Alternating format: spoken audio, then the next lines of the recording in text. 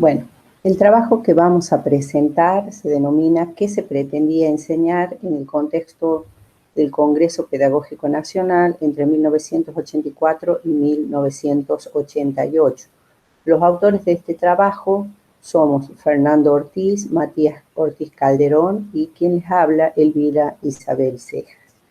Nuestra propuesta está inscrita dentro del proyecto de investigación que denominamos Continuidades y Rupturas de las Posiciones y Definiciones Políticas, Educativas, Pedagógicas, Didácticas del Segundo Congreso Pedagógico Nacional en la provincia de Catamarca entre 1984 y 1988.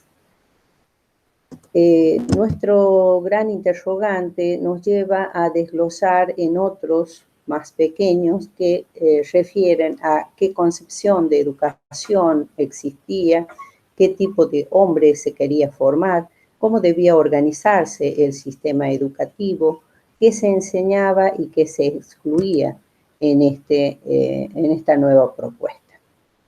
En esta idea, la propuesta de investigación se inscribe dentro de la lógica cualitativa. Se trata de un trabajo exploratorio y se basa en dos fuentes fundamentales, que son el documento final de Embalse del Río Tercero del año 1988 y el documento de la provincia de Catamarca del año 1987. Hemos trabajado con análisis de documentos y análisis de contenido respectivamente. Las categorías de análisis que hemos propuesto para este trabajo son práctica de la enseñanza, entendida como una práctica social, en donde participa un individuo que vendría a ser el enseñante y otro que recibe esa enseñanza y al mismo tiempo interactúa, que es el estudiante. Todo ello se da en un tiempo y en un espacio, por lo tanto, de ahí surge la dimensión histórico-social de las prácticas de enseñanza. Para mayor entendimiento, recurrimos a la voz de Jorge Steinman cuando plantea que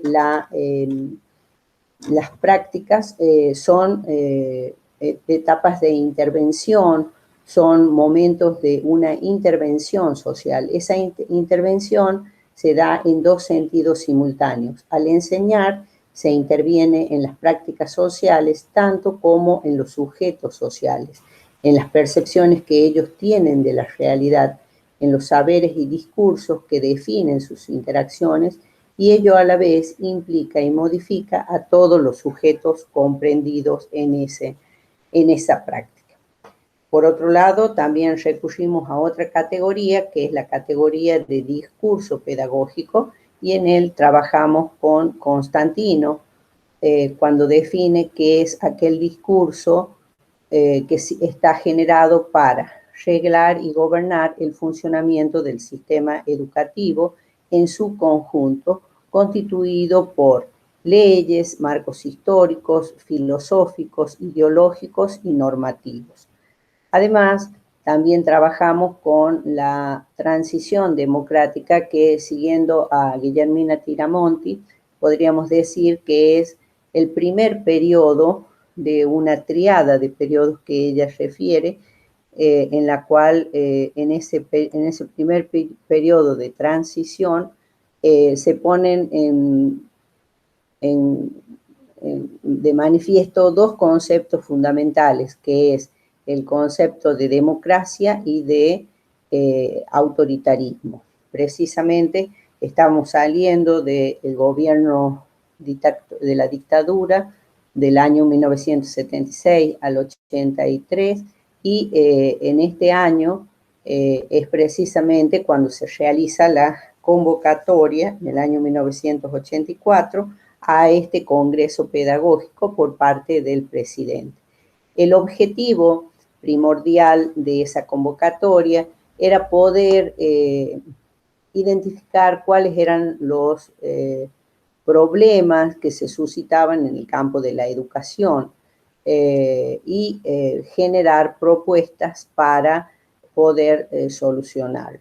Es por ello que en esa convocatoria van a intervenir la mayoría de las provincias de nuestro país y se van a proponer un proyecto nacional común a los argentinos que asegure la independencia nacional, la soberanía política y la justicia social.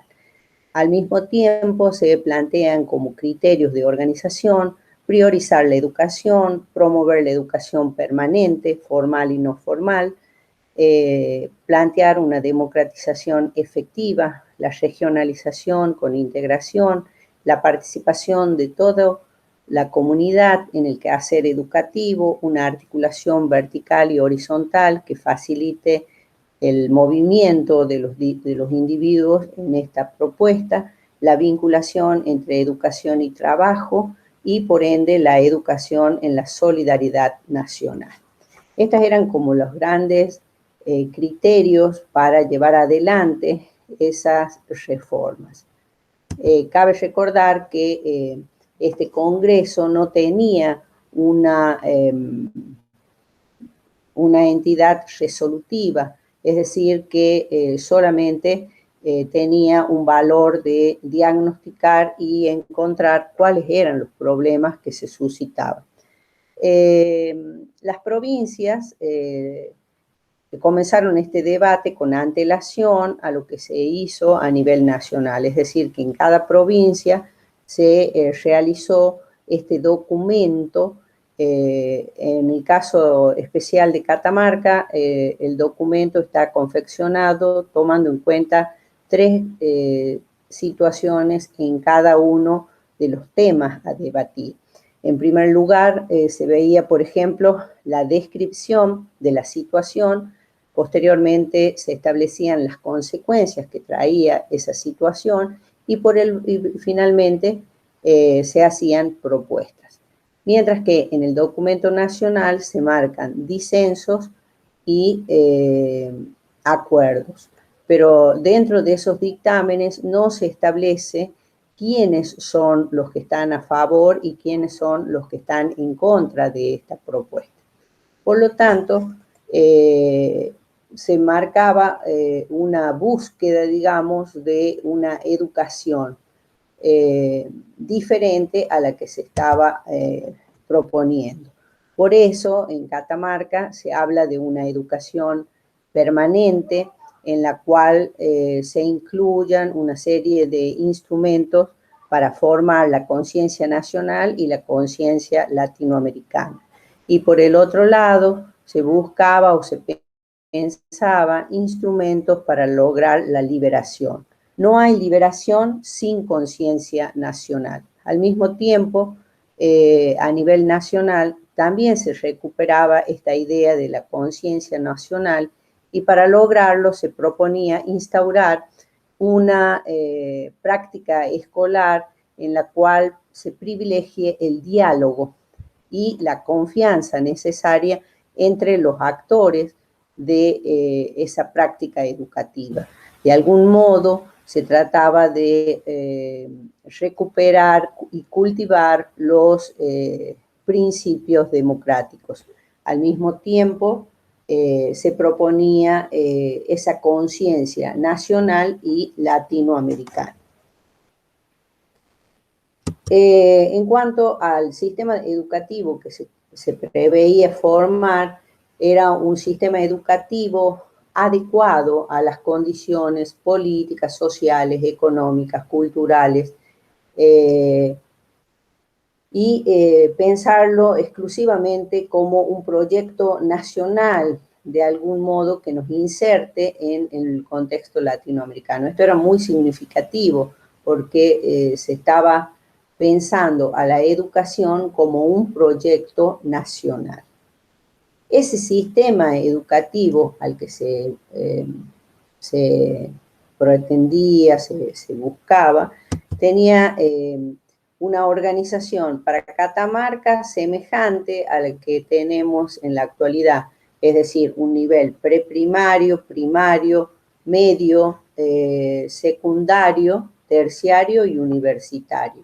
Mientras que a nivel nacional hay podríamos decir, un cambio de nomenclatura en lo que se refiere a cada uno de estos momentos. Por eso, por primera vez, se habla de una educación infantil inicial, una educación básica, una educación media, una educación postsecundaria, una educación secundaria que prepare para el nivel terciario y una educación superior y universitaria.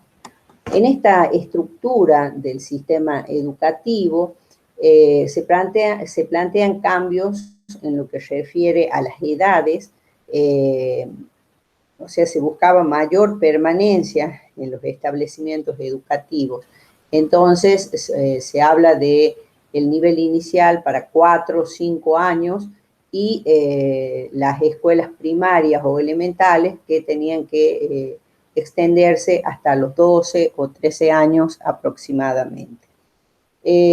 También estos documentos refieren al currículum y dentro de eso proponen que el currículum tenga que ser flexible, abierto, multidisciplinario, adecuado de algún modo a ese modelo sociocultural de cada región y respetando la unidad. Es decir, ya no había una mirada centralizada desde Buenos Aires hacia las provincias, sino que cada provincia o cada localidad tenía la posibilidad de generar su propuesta de clase. En el documento de Catamarca se brega por una organización curricular arial, mientras que a nivel nacional se propone una organización disciplinar. En esta propuesta es muy significativo la organización de pensar un currículum integrado y sobre todo la propuesta que hace Catamarca resulta muy significativa e innovadora porque trataba de combinar distintas áreas, por ejemplo, el área de ciencias sociales con la de lengua, el área de la expresión artística y corporal, la parte de física y matemática, ciencias naturales y química, las actividades económicas y tecnológicas y la orientación vocacional y profesional. Al mismo tiempo, a nivel nacional, era como que esa organización disciplinar hacía fuerte énfasis en lo que era la lingüística general y el área de las ciencias sociales y la formación ética. Es precisamente dentro de estos espacios donde se van a incluir nuevas temáticas que habían estado ausentes en épocas anteriores, como eran, por ejemplo, los derechos humanos, la integración latinoamericana, el cooperativismo, las nociones elementales de economía y legislación laboral, las nociones básicas de resolución de problemas cotidianos, el análisis crítico de la historia, el folclore, el arte. De esta propuesta que se hace a nivel nacional, podemos ver cómo comienza a buscar esta democratización de la educación, se tienden lazos para conformar la identidad de cada espacio geográfico y cultural de la nación. También se logra pensar en asociar la educación con el mundo del trabajo y se pretende de que la educación adecuada a la realidad, adecuada a la realidad en la cual se inserta, pueda dar soluciones a los problemas cotidianos que se plantean. Estas propuestas que se realizan en ambos documentos resultan muy significativas y tal vez podamos encontrar algunos lazos con la cotidianeidad. Por otro lado, también se hace hincapié en la figura del docente, un docente que hasta este momento se presentaba como el ejecutador de las decisiones de los técnicos o las personas competentes en los ministerios de educación.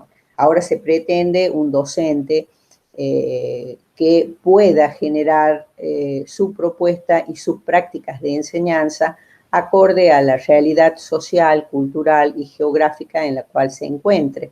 Eso implica pasar de ser un docente ejecutor a un docente productor, generador de sus propias prácticas, acorde a esas prácticas situadas.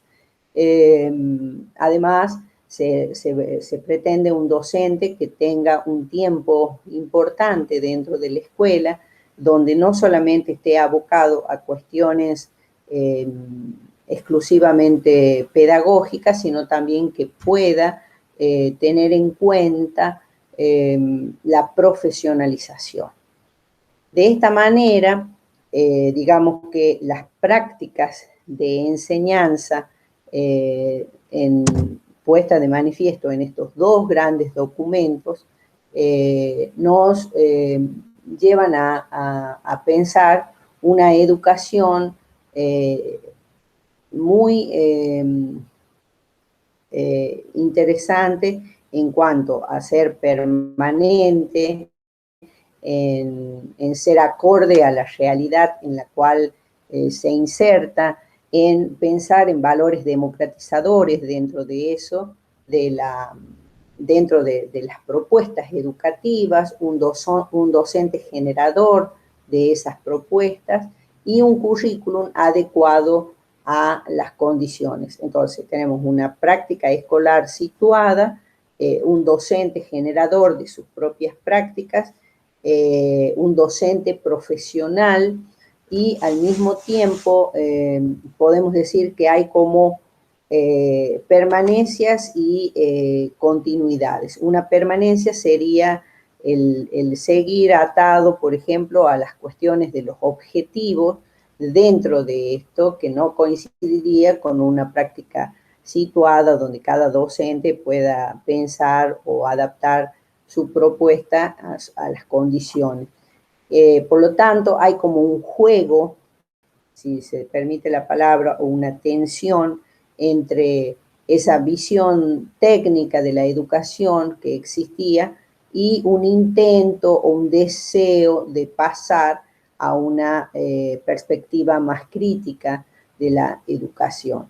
Sin embargo, volvemos a recalcar que lo que se trató dentro de este Congreso Nacional en los años 80 no tenía un sentido resolutivo, pero sí quedaron marcadas estas propuestas para proyectar una educación, digamos, que sea acorde a las condiciones democráticas que empezábamos a transitar. Muchas gracias.